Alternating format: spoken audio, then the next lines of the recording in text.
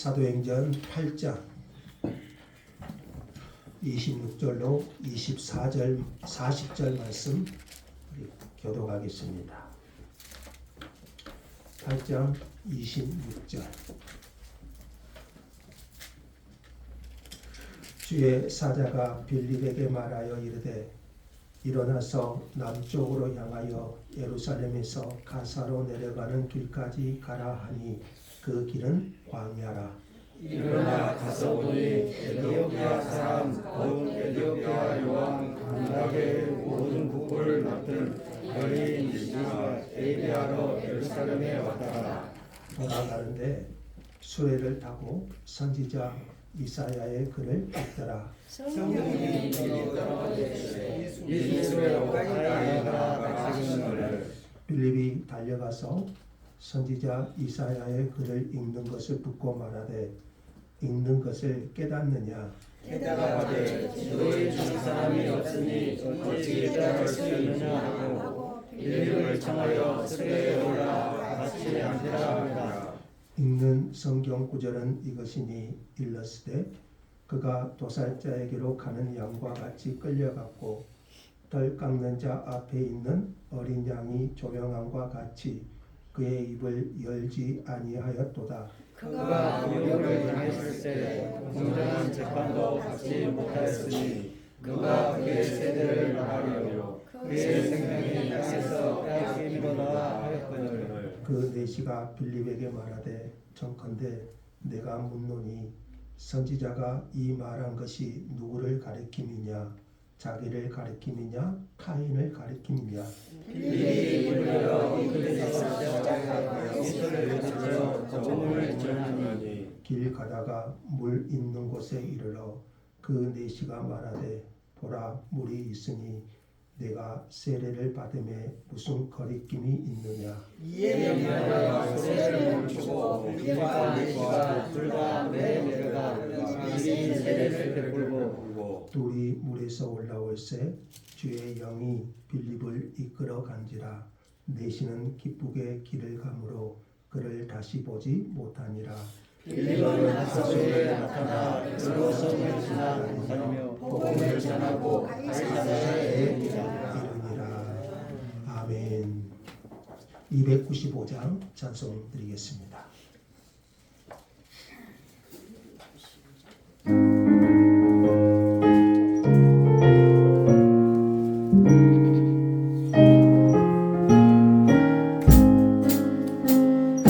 문제에 빠진 나를 주 예수 건지사 그 넓은 꿈에 다시 꿈을 실으에는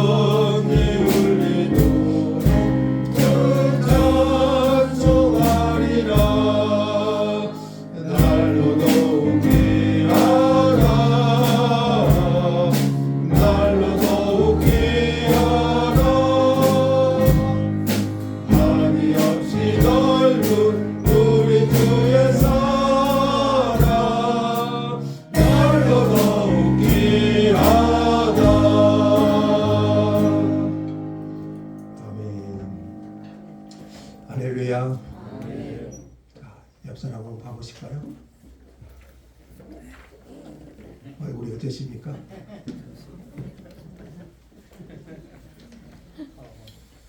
도살장에 끌려간 양같이 그런 모습이 아니라 하나님을 배우는 그런 기쁨이 충만하시기를 간절히 소망합니다. 옆 사람은 축복합시다. 축복합니다. 축복합니다. 예, 자 오늘 우연 같은 하나님의 계획, 자 이 제목으로 말씀 나누겠습니다. 자, 우리 인생에는 우연처럼 일어나는 일들이 있습니다. 그리스도인은 그 우연 뒤에는 하나님의 초자연적인 섭리가 있다는 것을 믿지만 불신자들은 믿지 않는 사람들은 그저 우연으로만 받아들입니다. 오늘 본문은 이 에디오피아 내시에게 우연처럼 찾아온 축복을 이야기합니다. 자, 빌립은 사마리아 성에서 예루살렘 교회의 박해로 많은 성도들이 흩어지죠. 자, 이때 빌립은 어디로 갔습니까? 사마리아 성으로 갔죠. 자, 사마리아 성에서 성공적인 복음 사역을 감당하고 있었습니다. 그러던 어느 날 26절을 보십시오. 주의 사자가 빌립에게 가사로 가는 광야길로 내려가라고 지시합니다. 자, 지금 사마리아 성에 복음 사역이 성공적으로 이루어지고 있습니다. 그런데 어느 날 주의 사자가 빌립에게 말하기를 가사로 가는 광야길로 내려가라고 지시합니다. 가사는 현재 이스라엘의 공격을 받았던 가자 지역인데, 가자 지구 여러분 아시죠? 이 가자 지역인데 구약시대 블레셋의 5 성읍 가운데 하나이기도 했습니다. 자, 그곳은 광야였습니다. 주의 사자가 빌립에게 가라고 명한 곳은 광야였습니다. 다시 말하면 사람이 없는 곳입니다. 주의 사자는 빌립이 왜 광야로 가야 하는지 그 이유는 말하지 않습니다. 그 이유는 말하지 않고 주의 사자는 빌립에게 가사로 내려가는 광야로 가라 이렇게 말합니다. 이는 우리의 순종을 시험하기 위함이라고 칼빈은 말합니다. 사마리아에서 가사까지는 어느 정도 거리일까요? 사마리아는 북이스라엘의 수도였잖아요. 가사 지역은 남쪽이고요. 사마리아에서 가사까지는 100km가 넘는 길입니다. 그러니까 2-3일을 걸어가야만 하는 길이에요. 게다가 광야길을 홀로 지난다는 것은 보통 위험한 일이 아닙니다. 하지만 빌립은 묻지 않고 왜 내가 그리 가야 됩니까? 묻지도 않고 따지지도 않고 주의 사자의 명령에 순종합니다. 하나님께서 갑자기 빌립을 광야로 내려가라고 하신 이유가 있습니다. 27절에 보니, 자 27절 한번 읽어볼까요? 다 같이요. 일어나 가서 보니 에디오피아 사람 곧 에디오피아 여왕 간다게의 모든 국보를 맡은 관리인 네시가 예배하러 예루살렘에 왔다가 돌아가는데, 에디오피아 사람 곧 에디오피아 여왕 간다게의 모든 국고를 맡은 관리인 네시가 예배하러 예루살렘에 왔다가 돌아가는데, 이 사람이요 수레를 타고 가는데, 오늘날로 하면 자가용이겠죠. 수레를 타고 선지자 이사야의 글을 읽고 있었습니다. 에디오피아라는 말은 검은 피부라는 그런 뜻이 있습니다. 검은 피부. 애굽 남쪽에 있는 나라로 한때는 애굽까지 지배한 적이 있는 누비와 왕국을 가리킵니다. 그는 에디오피아 여왕 간다게의 모든 국고를 맡은 고위 관리였습니다. 우리로 하면 재정부 장관입니다. 에티오피아는 시바 여왕이 솔로몬에 나오죠. 남방 시바 여왕이 솔로몬을 방문한 이래 유대계와 밀접한 관계를 가지고 있었습니다. 그가 예루살렘에 예배하러 왔다가 돌아가는 길이었습니다. 광야길에서 사람을 만난다는 것은 여러분 이것은 기적이고 우연이라 할 수 있습니다. 하지만 성령님께서 이 모든 일을 주도하고 계시는 분은 성령님이셨습니다. 성령님께서 이 모든 일을 주도적으로 진행하십니다. 성령이 빌립에게 29절에 보니까요. 성령이 빌립더러 이 수레로 가까이 나아가라 이렇게 말씀합니다.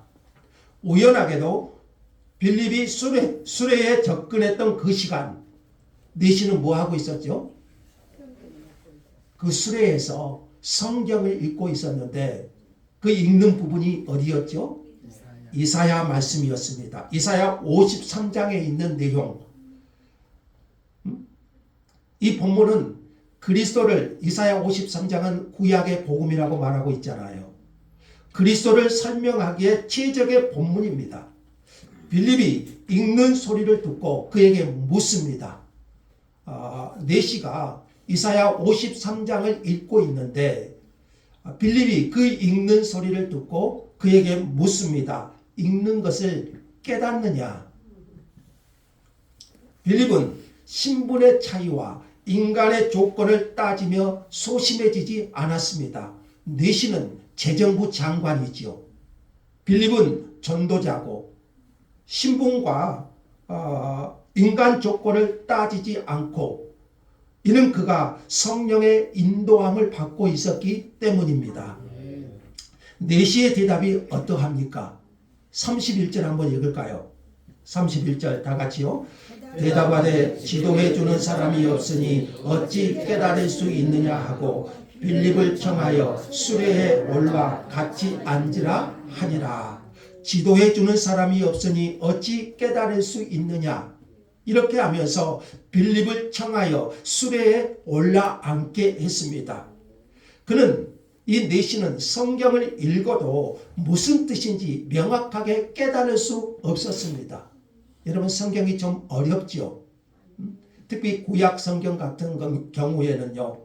하지만 이 내시는 말씀을 깨달아 알고자 하는 열망이 가득하였습니다. 우리에게도 이런 자세가 있어야 되고요. 하나님의 말씀을 깨달아 알고자 하는 영적인 갈급함, 소원이 있어야 되고 성경은 지도해 주는 사람이 필요합니다. 그가 읽던 구절은 이사야서 말씀이었습니다. 32, 33절 내시가 읽고 있는 성경 구절은 이 말씀이에요. 32, 33절 한번 볼까요? 읽는 성경 구절은 이것이니 일러스되 이 말씀은 이사야서 53장에 있는 말씀입니다. 그가 도살자에게로 가는 양과 같이 끌려갔고 털 깎는 자 앞에 있는 어린 양이 조용함과 같이 그의 입을 열지 아니하였도다. 33절 다 같이 그가 굴욕을 당했을 때 공정한 재판도 받지 못하였으니 누가 그의 세대를 말하리요 그의 생명이 땅에서 빼앗김이로다 하였거늘. 내시가 이 성경을 읽으면서 의문이 생긴 것은 선지자가 말하는 그 사람, 그러니까 이사야 선지자가 말하는 그 사람, 이 고난받는 사람이 누구를 가리키느냐, 이 질문입니다. 선지자 자신을 가리키는 것이냐 아니면 타인을 가리키는 것이냐 이렇게 묻는 겁니다. 이에 빌립은 35절에 보시면은요. 입을 열어 이 글에서 시작하여 예수를 가르쳐 복음을 전하기 시작합니다. 도살자에게 끌려가는 양처럼 털 깎는 자 앞에 어린 양처럼 입을 열지 않는 분, 굴욕을 당했을 때 공정한 재판을 받지 못한 채 생명을 빼앗긴 분, 그분이 누구십니까? 그분이 누구시죠? 예수 그리스도시잖아요. 그러니까 이사야서 53장은 빌립이 내시가 읽고 있는 이 성경 구절은 예수 그리스도에 대한 이사야의 예언의 말씀이었잖아요. 빌립은 이 말씀을 기초로 예수 그리스도의 고난과 죽음 그리고 부활과 그 의미를 분명하게 설명했을 것입니다. 내시는 빌립의 설명을 들으면서 이사야 선지자의 글에 예언된 분이 바로 예수 그리스도이심을 깨닫게 되었습니다. 그리고 바로 그분이 자신을 구원하러 오신 구주이심을 영접하게 됩니다. 복음은 단순합니다. 우리는 누구를 만나든지 복음을 설명해 줄 수 있어야 됩니다. 자, 이렇게 길 가다가 물 있는 곳에 이르자 내시가 물이 있으니 세례를 받게 해달라고 합니다. 빌립은 내시의 믿음을 확인하고 세례는 그렇죠? 예수 그리스도를 구주로 영접한 그 사람에게 세례를 베푸는 것이고 빌립은 이 내시의 진정성 있는 믿음을 확인하고 이에 명하여 수레를 멈추고 빌립과 내시가 둘 다 물에 내려가 빌립이 세례를 베풀었습니다. 빌립은 내시에게 세례를 베풀므로 에디오피아 최초로 이 내시는 그리스도인이 되었고요. 이후 에디오피아는 아프리카에서 유일하게 오랫동안 기독교 국가로 내려오게 되었습니다. 39절을 보겠습니다. 같이 읽죠. 둘이 물에서 올라올새 주의 영이 빌립을 이끌어 간지라 내시는 기쁘게 길을 가므로 그를 다시 보지 못하니라. 두 사람은 아주 극적으로 헤어집니다. 주의 영이신 성령님께서 개입하셔서 빌립을 이끌어 가셨습니다. 그러니까 내시는 그 순간에 빌립을 보지 못했어요. 전도는 성령님이 하시는 일입니다. 하나님께서 우리를 사용하시고 성령님께서 그 사람의 마음을 변화시켜 주십니다. 내시는 기쁘게 그 길을 갔습니다. 이 기쁨은 예수님을 영접하고 세례를 받는 참된 핵심자가 누리는 성령의 열매입니다. 인생길이 아무리 광야 같다 할지라도 예수님을 주로 모시면 예수 그리스도를 만나면 그 마음에 기쁨이 있습니다. 이후 빌립은 40절에 보니까요. 아소도 구약 성경의 아스돗입니다. 이것도 블레셋의 5성읍 중에 하나고 아소도에 나타났고 여러 성을 지나 복음을 전하고 가이사라에 정착합니다. 자, 약 20년 후에 빌립은 가이사라에서 바울 일행을 맞이하는 장면이 사도행전 후반부에 보면 나오게 됩니다. 자, 에디오피아 내시는 이 에디오피아 여왕 간다게의 모든 국고를 맡은 고위 관리였습니다. 내시는 거세당한 사람을 의미하죠. 우리 조선 시대 내시가 있지 않습니까? 이 내시는 거세당한 사람을 의미한데 어떤 학자들은 정상적인 남자라도 권세를 가지고 국정을 수행하는 고위 관리, 자, 이들을 내시라고 부르기도 했다고 말합니다. 그러나 본문에서 굳이 내시라고 칭하는 것은 이 에디오피아 내시라고 칭한 것은 의도적인 것입니다. 모세 율법에 의하면 이 내시, 즉 거세당한 자는 여호와의 총회에 들어올 수 없습니다. 모세 율법에는 그렇습니다. 이 사람이 예루살렘에 갔다 온 것은 유대인의 절기에 예배하러 왔습니다. 그는 흑인 이방인으로서 유대교로 개종한 사람이었던 것으로 보입니다. 에디오피아 사람, 흑인 이방인으로서 아마 유대교로 개종한 사람으로 보여요.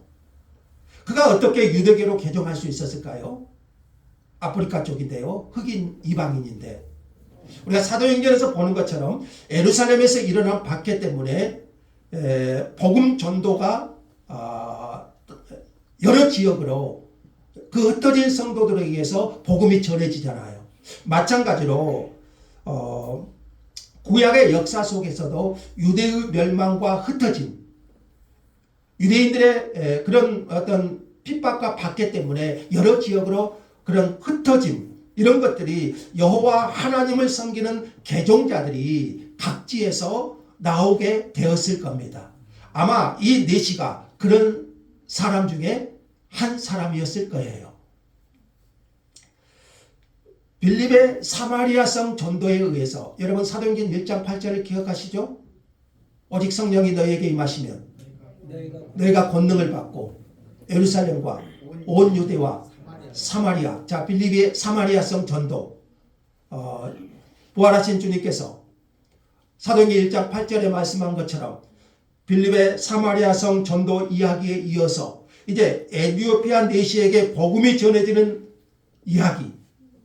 이것은 사도행전의 저자인 누가의 의도적인 기록이라고 할 수 있습니다.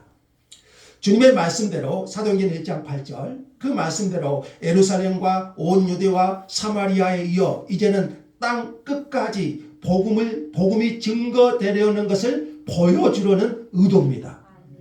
고대인들에게요, 이 구스는 아프리카 지역인데 이 특별히 구스라고 불리는 에티오피아, 이것을 그 대지의 끝으로 여겼습니다.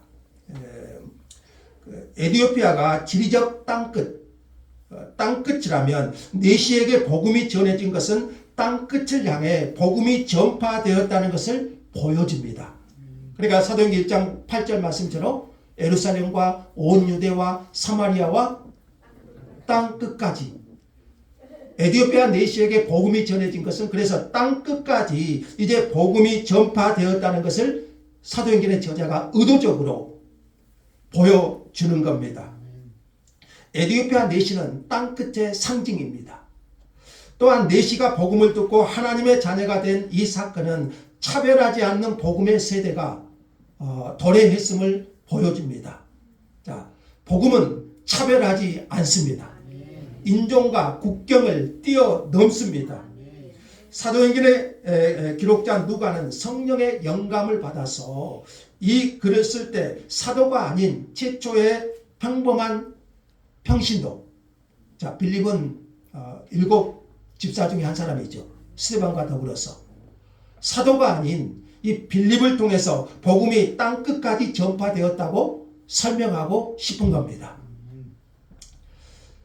우리가 본문에서 주목할 것은 이 에티오피아 내시에게 어떻게 복음이 전해졌고 그가 어떻게 하나님의 자녀가 되었는가, 이 점을 우리가 한번 생각해 보면 좋겠습니다. 먼저 내시의 시점에서 오늘 성경을 다시 한번 볼까요? 내시의 시점에서요. 그는 간다게의 허락을 받고 예루살렘 순례라는 대단한 일을 마치고 이제 돌아가는 중입니다. 이제 가사를 지나면 애굽이 나오고 가자 지역 바로 밑에가 이집트 애굽이잖아요. 가사를 지나면 애굽이 나오고 애굽을 거치면 자기 땅으로 고국으로 돌아가게 됩니다. 그는 돌아가는 수레에서 성경을 읽고 있습니다. 그가 빌립에게 던진 질문을 보면 정말 이 내시가 진지하게 그 성경을 대하고 있었다는 것을 알 수 있습니다. 마침 예수 그리스도의 고난과 죽음에 대한 이사야의 예언을 읽으며 이해하지 못해 답답해할 때 하나님이 누구를 보내시죠? 빌립을 보냅니다. 빌립이 수레 밖에서 묻습니다. 읽는 것을 깨닫느냐? 내시는 묻는 이 사람이 뭔가를 알려줄 것 같은 그런 생각으로 수레에 올라 앉으라고 말합니다. 그리고 빌립은 그가 읽던 바로 그 글에서 시작해서 예수 그리스도의 복음을 들려주었습니다. 내시는 그 말씀이 믿어졌고요. 복음의 모든 말씀이 받아들여졌습니다. 그렇게 말씀을 듣는 동안 그의 수레는 물이 있는 곳에 이르게 되었고 예수님에 대한 신앙을 고백한 내시에게 빌립은 세례를 베풉니다. 내시는 전에는 경험해 본 적이 없는 기쁨이 충만해서 고국으로 돌아갑니다. 여기까지는 내시의 시점입니다. 정말 우연이라고 밖에는 설명할 수 없는 그 일이 그날 내시에게 일어난 겁니다. 그런데 성경은요, 하나님의 시점에서 이 사건을 기록합니다. 자, 먼저 주의 사자가 빌립에게 지시하는 것으로 시작합니다. 모든 것을 계획하시고 주도하신 분이 성령 하나님. 성령 하나님임을 말해줍니다. 주의 사자의 지시에 순종하여 먼 길을 간 빌립은 광야의 길에서 에티오피아 내시의 수레 행렬을 만납니다. 빌립은 수레에 탄 사람이 성경의 이사야서 본문을 읽는 것을 듣게 됩니다. 성령께서 그때 말씀하셔요. 내가 너를 이 수레에 성경을 읽는 사람을 위해서 너를 이곳에 보낸 것이다.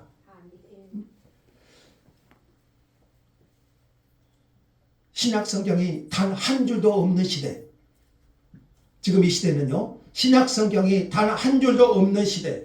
예수님이 누구신지 예수님을 제시하기 위한 출발점으로 가장 적합한 본문이 구약 성경 이사야 53장이지 않습니까? 빌립은 예수님께서 엠마오로 내려가는 두 제자에게 어떻게 하셨죠? 선지자와 모든 구약 성경을 기초로 자세히 성경에 쓴 바 자기에 관한 것을 설명하여 주었던 것처럼 그 말씀에서 시작하여 이 애언이 어떻게 그리스도의 상과 죽으심과 부활을 통해 성취되었는가를 말해 주었습니다. 성령께서는 그 말씀을 듣는 동안 내시의 심령 안에서 일하셨습니다. 그 말씀을 통해 거듭남의 역사를 내시에게 일으켜 주신 거예요.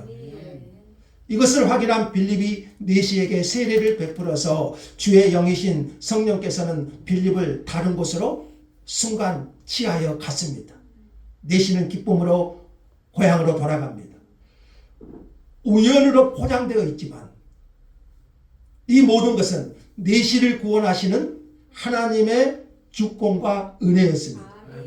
이 모든 것을 주도하신 분이 성령 하나님이셨지요. 모든 것이 우연 같지만 그 모든 것을 주도하신 분이 성령 하나님이셨다는 거죠. 자, 오늘 본문을 통해서 우리가 생각할 것은요, 먼저 첫 번째로 얻은 교훈은 이겁니다. 우연처럼 보이지만 하나님의 섭리. 우리 인생에도 우연처럼 찾아온 축복이 있다는 거예요. 그날 내시에게 일어난 일은 우리에게도 일어났고 일어날 수 있습니다. 그날 내시는 자기에게 그런 일이 일어날 것이라고는 상상도 하지 못했을 겁니다. 그러나 하나님께서는요, 2, 3일 전에 사마리아에 있는 빌립에게 주의 사자를 보내서 가사로 내려가는 광야길로 가라고 지시하셨습니다. 어쩌면 그 순간에 내시는 예루살렘에서 고국으로 돌아갈 준비를 하면서 두루마리 성경, 이사야서를 구입하고 있었을지도 모릅니다. 2, 3일 전에 사마리아의 빌립에게 가사 방향으로 가라고 명하신 하나님, 예루살렘에 있던 내시에게는 이사야서 두루마리를 그 성경을 손에 넣게 하셨습니다. 그리고 성령께서는 정확한 시간에 광야길에서 빌립과 내시를 만나게 하셨고 구원의 역사를 이루셨습니다. 우리는요, 보이는 것만 보는 경향이 있습니다. 그러나 성경은 성령님께서 우리가 생각지도 못한 시간에 우리를 위해서 계획하시고 준비하시고 일하고 계시다는 것을 보여주십니다. 여기서 우리가 중요한 가르침이 분명히 있잖아요. 우연처럼 찾아오는 축복의 이야기는요, 내시에게만이 아니라 믿는 여러분의 인생에도 동일하게 일어나고 있는 일이라는 겁니다.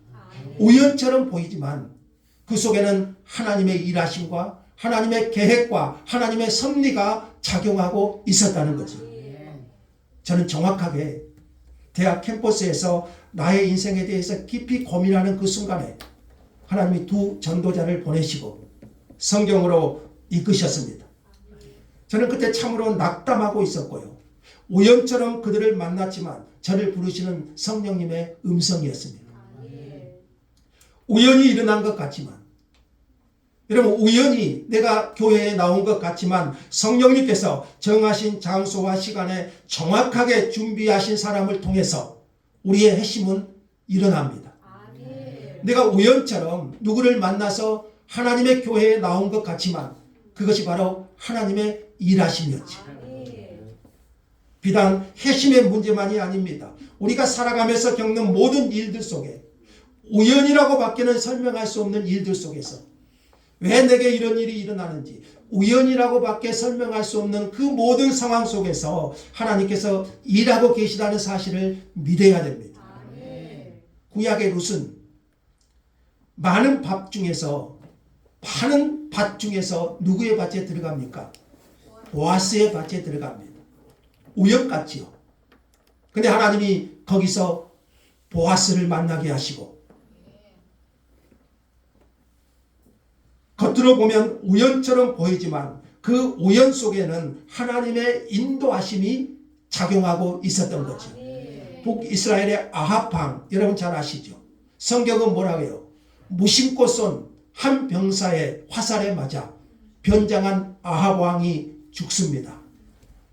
우연히 화살에 맞아 죽은 것 같지만 성경은 그것이 하나님의 심판이 정확하게 이루어진 순간임을 설명합니다. 신자들은 자신이 보고 아는 것 외에 언제나 하나님의 역사하심이 있다는 것을 의식해야 됩니다. 모든 상황 속에서 모든 것을 아시고 모든 것을 주관하시는 하나님이 계십니다. 우연처럼 보이십니까? 그러나 그 속에 하나님의 계획과 섭리가 숨어 있는 것이요. 그가 우리 안에서 우리를 위하여 일하십니다. 우리의 구원 사건은 하나님이 주도하신 결과입니다. 요한복음 말씀 볼까요? 같이 읽죠. 아버지께서 우리를 주시면 누구든지 내게 올 수 없다 하였노라. 아버지께서 오게 하여 주지 아니하시면 누구든지 내게 올 수 없다 하였노라. 이 말씀대로요. 그래서 에티오피아 내시의 구원 이야기는 내시가 하나님을 찾은 이야기라기보다 하나님께서 그를 찾아서 하나님의 품으로 끌어안으시는 내용이에요. 이런 자를 찾아 구원하러 오셨다는 주님의 말씀처럼 구원의 역사는 언제나 그렇습니다. 구원의 역사만이 아니라 우리 삶의 모든 것이 그렇습니다. 이런 생각은 우리 삶에 기대를 가지게 하지 않습니까? 우리가 현재 우연처럼 만나는 그 모든 사건 문제 속에서도요, 하나님의 일하심이 있다는 것은 우리 믿는 신자로 기대감을 갖게 하지요. 로이드 존슨은 이것이 바로 그리스도인의 삶에서 누리는 낭만이라는 표현을 했습니다. 그리스도인이 누리는 낭만. 그리스도인에게는 이런 낭만이 있는 거예요. 두 번째로 한번 생각할 것은요, 내시에게 우연처럼 이 축복이 찾아왔잖아요. 우연처럼 찾아온 그에게 축복의 도구들, 그것이 있었어요. 자, 먼저 성령님께서 빌립을 통하여 그 일을 하셨습니다. 누가 하신가요? 성령님께서 누구를 사용하시죠? 빌립을 사용하시죠. 우연처럼 찾아왔지만 내시에게 임한 축복의 수단들이 있었어요. 먼저는 성령님께서 빌립을 통하여 모든 일을 주도하신 거예요. 빌립은 인간 도구였습니다. 하나님께서 빌립을 보내시는 대신, 여러분 이렇게 생각할 수도 있잖아요. 빌립을 직접 보내는 대신에 직접 에티오피아 내시에게 천사를 보내서 말씀의 의미를 가르쳐 주실 수도 있었습니다. 근데 복잡하게 사마리아에서 열심히 일하고 있는 빌립에게 갑자기 주의 사자가 나타나서 100km가 넘는 가사 광야로 가라고 지시하고, 하나님께서 왜 이렇게 복잡하게 일하시는 겁니까? 전능하신 하나님께서 그 능력을 사용하실 때 사람을 참여하게 하셔서 영광과 기쁨을 함께 누리게 하십니다. 이것이 하나님께서 일하시는 방법이에요. 빌립은 주의 사자의 명령에 묻지 않고 순종합니다. 지금 사마리아 사역이 얼마나 신나게 일어나고 있습니까? 그 일에 자신이 얼마나 중요한지 알았지 않았겠습니까? 근데 빌립은 순종합니다. 성령님은 이런 사람을 쓰시죠. 빌립은 이 글에서 시작하여 예수 그리스도를 말할 수 있었고 복음을 전할 수 있는 사람이었어요. 그는 이사야 53장 말씀으로부터 복음을 전하는데 아마 전혀 어려움을 느끼지 않았던 것 같습니다.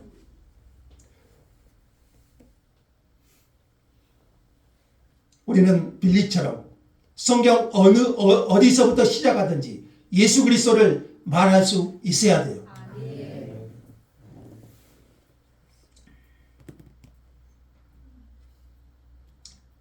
자, 그러나 하나님께서 내시를 구원하는 일에서 빌립보다 더 중요한 도구가 있었어요. 하나님께서 사람을 구원하시는데 빌립이라는 사람보다 더 중요한 도구가 있습니다. 그것은 뭘까요? 복음, 하나님의 말씀이에요. 복음 없이, 말씀 없이 참된 거듭남과 회심은 일어날 수 없어요. 하나님은 성령님께서 주도적으로 우리의 구원 역사를 주도하시고 사람을 통해서 그 일을 하시지만 그 사람을 거듭나고 하나님의 사람으로 변화시키는 것은 복음의 말씀이에요. 베드로전서 말씀 한번 읽어볼까요? 다 같이요. 너희가 거듭난 것이 썩어질 씨로 된 것이 아니요 썩지 않을 씨로 된 것이니 살아있고 살아있는 말씀으로 거듭나라. 빌립이라는 사람을 쓰였지만 하나님은 말씀이라는 도구를 통해서, 그 말씀이라는 수단을 통해서 이 에티오피아 내시에게 변화의 역사를 이루신 거예요. 전도자는 복음을 말하고 복음을 들려주는 사람일 뿐입니다. 빌립은 내시가 입고 있던 이사야서 복음을 통해서 예수 그리스도를 가르쳤고 복음을 전했습니다. 빌립이 내시를 구원한 것이 아니에요.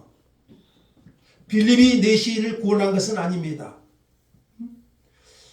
모든 믿는 자를 구원하시는 하나님의 능력인 복음의 능력이 내시에게 나타난 거예요. 우리는 이 복음의 능력을 믿기 때문에 오늘 또 복음의 말씀을 가지고 복음을 전하는 겁니다. 내시를 변화시킨 것은 빌립이라는 사람을 통해서 복음이 역사하셨기 때문에, 복음이 능력으로 그의 심령에 일하셨기 때문에 일어난 역사인 거예요.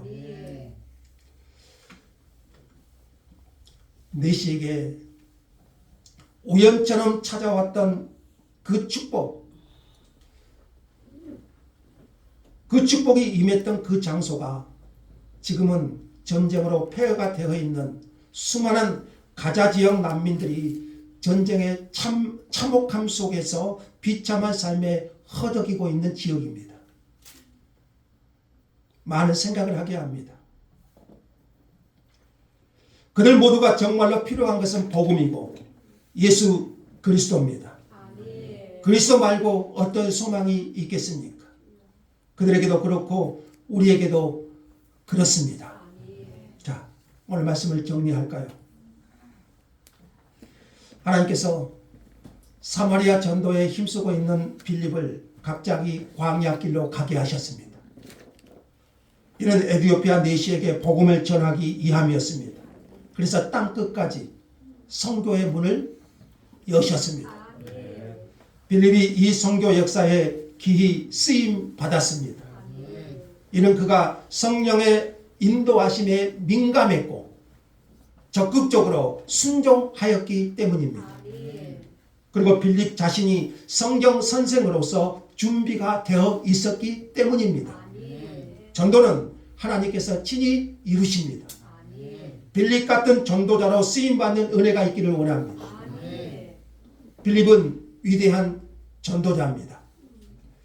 우리 인생에 무슨 일이 일어나든지 결국은 하나님의 일하심과 역사하심을 신뢰할 수 있기를 원합니다. 우연처럼 일어난 일 같지만 그 안에는 하나님의 계획이 있습니다. 그러한 믿음을 가지고 앞으로 나아가는 우리 모두가 되기를 주의 이름으로 축원합니다. 하나님 감사합니다.